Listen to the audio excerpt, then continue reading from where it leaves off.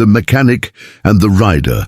The morning sun filtered through the tall windows of Daniel's garage, casting long shadows across the oil-stained concrete floor. He wiped his hands on his worn jeans and glanced at the clock. 7:30.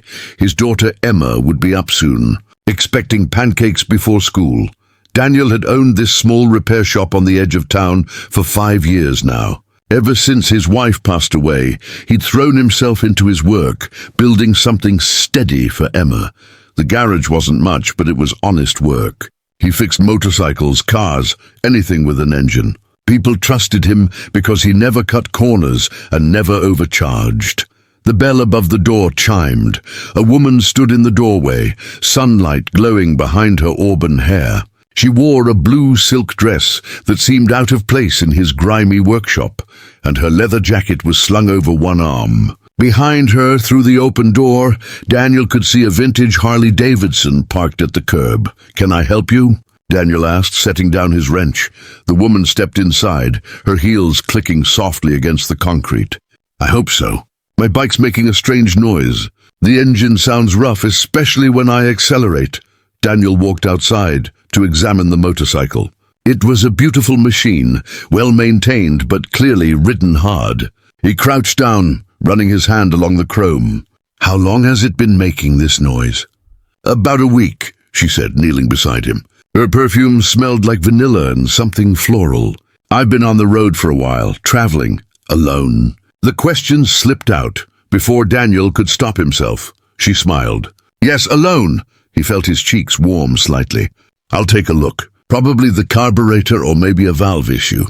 Could take a few hours. That's fine. I'm not in a hurry." Daniel noticed she didn't ask about the cost. Most people's first question was always about money. He pushed the bike into the garage and got to work. The woman wandered around his shop, examining the tools on the walls, the faded photographs of motorcycles he'd restored.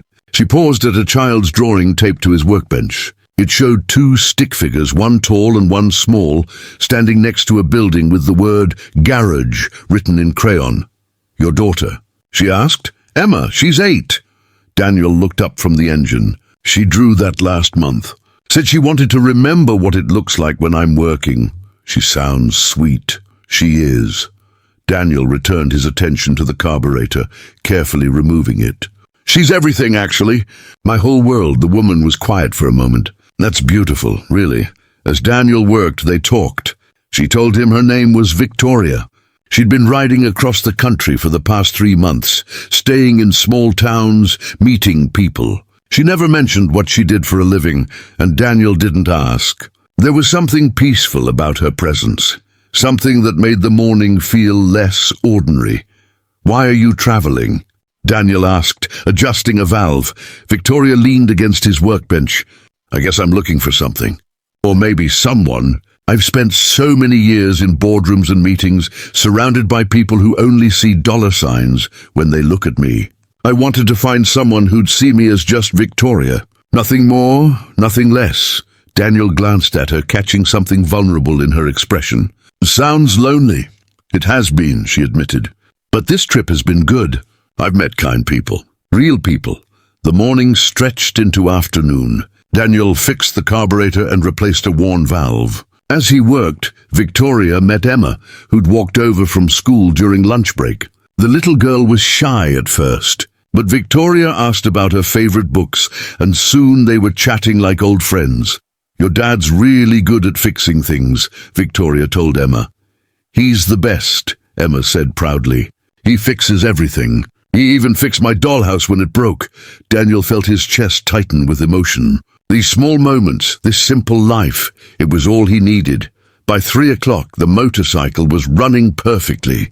Daniel started it up, and the engine purred smoothly, all the rough noises gone. Victoria smiled, genuine pleasure lighting up her face. "You're a miracle worker, just doing my job." Daniel handed her the keys. "That'll be $250. She reached into her jacket and pulled out her wallet. As she did, a business card fell out and fluttered to the ground. Daniel bent to pick it up. His eyes widened. The card read, "Victoria Ashford, CEO, Ashford Industries." He'd heard of Ashford Industries. Everyone had It was one of the largest manufacturing companies in the country, worth billions. And this woman, in her silk dress and leather jacket, standing in his humble garage, was Victoria Ashford. "You're—" he started. "Yes," she said quietly, taking the card from his hand. "I am." Daniel felt suddenly awkward, aware of the grease under his fingernails, the shabby state of his garage.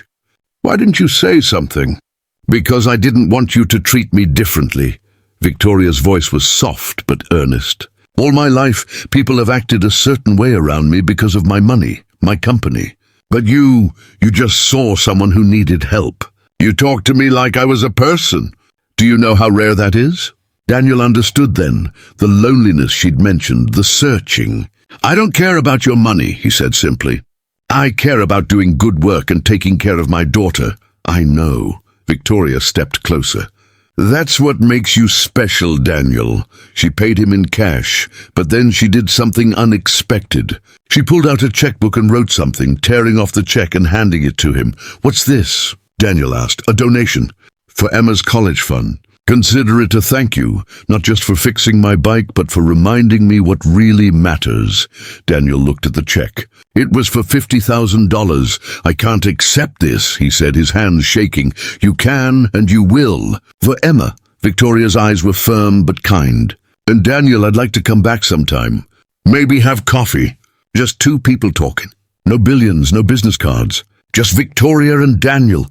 He looked at her, really looked at her, and saw past the designer clothes and the impressive title. He saw a woman who'd been brave enough to ride across the country alone, searching for something real. Someone who'd knelt in the dirt beside him to look at an engine. Someone who'd made his daughter smile. "I'd like that," Daniel said. Victoria climbed onto her motorcycle, the engine rumbling to life. She looked back at him one more time, smiling.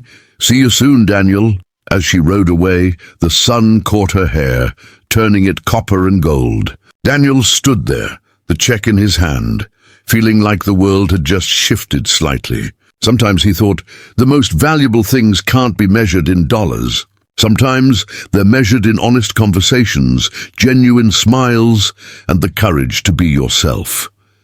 Emma appeared beside him, slipping her small hand into his. "Dad, is she coming back?" Daniel squeezed her hand gently. "Yes, sweetheart. I think she is." And for the first time in years, Daniel felt something he'd almost forgotten. Hope.